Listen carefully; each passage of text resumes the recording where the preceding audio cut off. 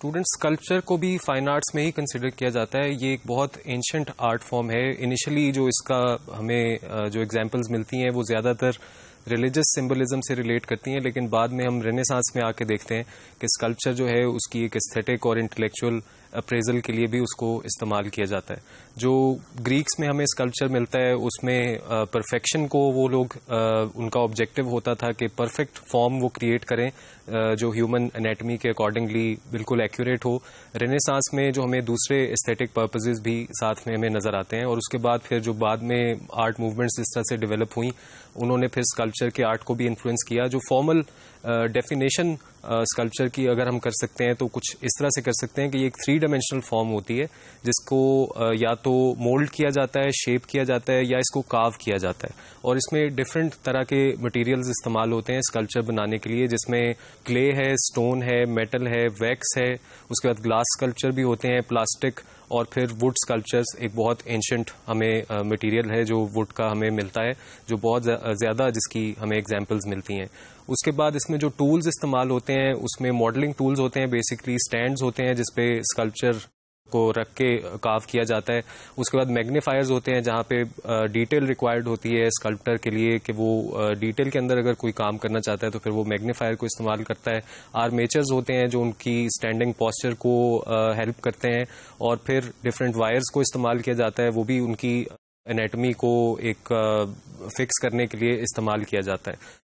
इसके अलावा जो स्कल्पचर को जब आप इवेल्युएट करते हैं तो जो की फीचर्स आप आइडेंटिफाई कर सकते हैं एक स्कल्पचर के अंदर वो बहुत मुख्तलिफ हैं एज कम्पेयर टू पेंटिंग, क्योंकि स्कल्पचर एक 3 डायमेंशनल फॉर्म है तो इसमें फिर, और दूसरा ये सॉलिड फॉर्म है और इसमें आपको और भी कंसिडरेशन जहन में रखनी होती है। जिस तरह से जो की फीचर्स आप आइडेंटिफाई कर सकते हैं स्कल्पचर में,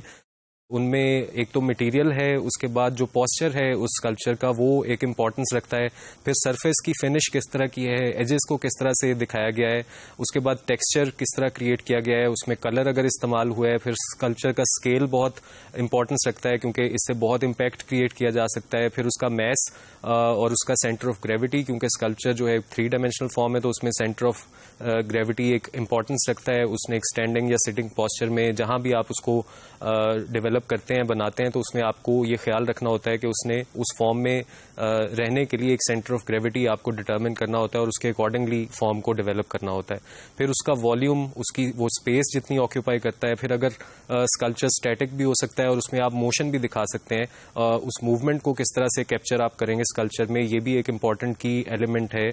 जो स्कल्पचर की एवेल्युएशन में कंसिडर किया जाता है। उसके बाद लाइट उस पर जो इम्पैक्ट क्रिएट करती है उससे रिफ्लेक्ट होकर व्यूअर की तरफ आती है तो स्कल्पचर किस तरह से दिखाई देता है, उसमें लाइट की कंसिडरेशन एक इम्पॉर्टेंट फैक्टर है।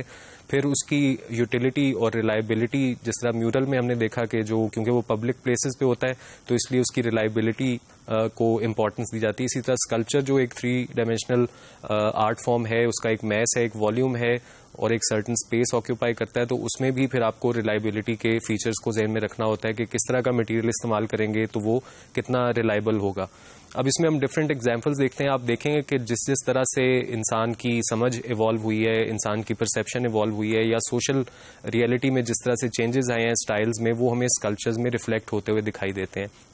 ये आप एक एग्जाम्पल देख सकते हैं, ये इंडस वैली का एक स्कल्पचर है, प्रीस्ट का स्कल्पचर है, और ये वुड का स्कल्पचर है। इसमें आप जो डिटेल है उसको आप देख सकते हैं। ये रियलिस्टिक डिपिक्शन नहीं है, लेकिन जो आर्टिस्ट है उसने कोशिश की है कि उसको रियलिस्टिक के करीब तर बनाया जा सके। इस जमाने में टूल्स इतने डेवलप नहीं थे स्कल्पचर के लिए, और एक बेसिक लेवल पे आपको उसमें फॉर्म दिखाई देती है। उसके बाद आप ये एक स्कल्पचर देखिए, ये ग्रीक टाइम पीरियड का है, 4th सेंचुरी BC का। इसमें ब्रॉन्ज स्कल्पचर है और इसमें आप देख सकते हैं कि डिटेल बहुत ज़्यादा है, क्योंकि जैसा मैंने बताया कि उनमें परफेक्शन का जो ऑब्जेक्टिव था वो उसको अचीव करना चाहते थे, तो उनके स्कल्पचर्स में आपको डिटेल बहुत ज़्यादा मिलती है। फिर रेनेसांस में आके आप देखते हैं कि जो ड्रामा है वो किस तरह से ऐड होता है, जो एस्थेटिक्स हैं वो किस तरह से ऐड इन होती हैं, और फिर जिस तरह फाइन आर्ट्स को डिफाइन किया जाता है कि उसकी एक certain sensibility, aesthetic sensibility, intellectual sensibility को वो अपील करता है, तो आप रेनेसांस के जो स्कल्पचर देखते हैं उसमें वो कंसिडरेशन आपको नजर आती है। जिस तरह बर्नीनी की एग्जांपल आप देखिए, ये एक लाइन का स्कल्पचर है और इसमें आप देखें कि कितनी डिटेल इन्वॉल्व है, उसकी जो मस्कुलेचर है उसको वो किस तरह से दिखा रहा है। और फिर ये क्ले का स्कल्पचर है और बहुत मेटिकुलसली एक रियलिस्टिक हाइपर रियलिस्टिक डिपिक्शन है। इसी तरह ये फेस एक्सप्रेशन आप देखिए मार्बल पे जो बर्नीनी ने कैप्चर किया, आप इसमें डिटेल देखिए। मार्बल को जहन में रखते हुए इस तरह की फॉर्म डेवलप करना एक हाईली स्किल्ड आर्टिस्ट का काम है। फिर बाद में हम देखते हैं कि स्कल्पचर की जो रियलिस्टिक डिपिक्शन जो हमें नजर आती है, उसमें जो ड्रामा ऐड होता हुआ नजर आता है, उसकी फिर बाद में पोस्ट मॉडर्न आर्ट में, मॉडर्न आर्ट में उसकी और बहुत सारी शक्लें सामने आती है। जिस तरह ये एक एग्जाम्पल आप 19th सेंचुरी का स्कल्पचर देखिए, जिसमें जो फेशियल फीचर्स हैं उनको इलोंगेटेड कर दिया गया है, जो कि मैनरिज्म का एक मूवमेंट था जिससे इंस्पायर होकर ये स्कल्पचर बनाया गया। इसमें ये भी वुडन स्कल्पचर है, लेकिन इसके अंदर रियलिस्टिक आपको डिपिक्शन नहीं नजर आती, बल्कि जो फेस के डिफरेंट फीचर्स हैं उनको इलोंगेटेड बनाया गया है, और ये एक इन इटसेल्फ एक एस्थेटिक मेरिट है इस स्कल्पचर का। इसी तरह आप एक और एग्जाम्पल देख सकते हैं, ये एक पोस्ट मॉडर्न स्कल्पचर है जिसके अंदर ग्लास इस्तेमाल हुआ है और मेटल इस्तेमाल हुआ है, और इसमें जो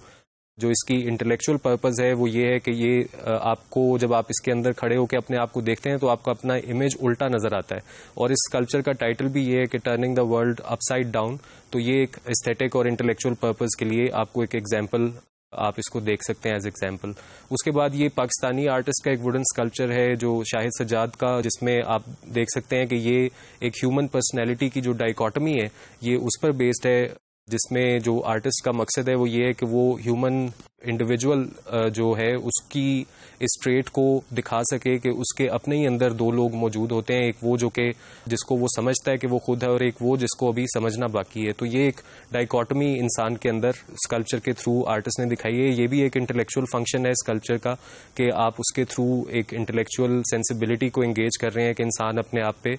रिफ्लेक्ट कर सके। इसी तरह ये जमील बलोच का एक स्कल्पचर है, ये बलोची जो ट्रेडिशन है, जो कल्चर है, उसकी एक डिपिक्शन है कि किस तरह से जो वहाँ पे गुर्बत है उसको भी वो दिखा रहा है कि आप उसकी रिब केज इजीली देख सकते हैं, और फिर उसकी टर्बन भी आप देख सकते हैं जो यहाँ का कल्चरल एक सिंबलिज्म है। तो इस तरह से आर्टिस्ट ने डिफरेंट जो करंट सोसाइटी में थे उनको अडॉप्ट करते हुए इस कल्चर में आप देख सकते हैं कि उन्होंने तब्दीलियां की। ये एक एग्जाम्पल है जो मॉडर्न स्कल्पचर की है, जिसमें वुमन विद बर्ड, इसमें आप देख सकते हैं कि आप बिल्कुल इसको क्लियरली वुमन के साथ एसोसिएट नहीं कर सकते, लेकिन जो कलर स्कीम इस्तेमाल हुई है और जो ब्रॉडर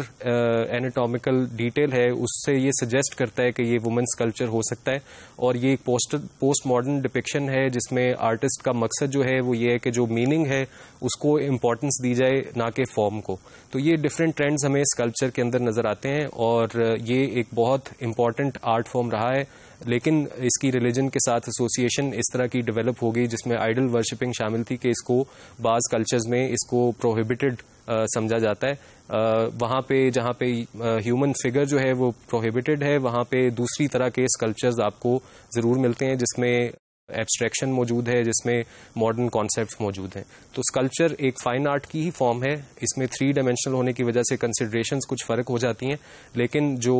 इसका इमीडिएट मकसद होता है वो एस्थेटिक और इंटेलेक्चुअल सेंसिबिलिटी को इंगेज करना होता है।